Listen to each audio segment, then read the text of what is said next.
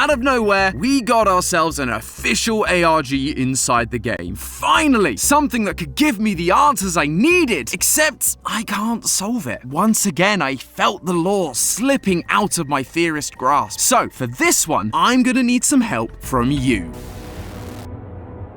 Hello, Internet! Welcome to Game Theory, the show that knows that every theory is about taking big risks. Game Theory does not endorse gambling, especially not Russian roulette, especially not Russian roulette with a shotgun, and especially not against an inhuman super being hiding in the back room of a dingy club. And today, we are talking about a game that has been requested a lot since the start of this year. Buckshot Roulette. The simple game that's already blown the brains out of over 2 million players. This game was super enticing to everyone online thanks to its simulated high stakes, its ability to make you wince at a fake scenario, Jeff, no, please!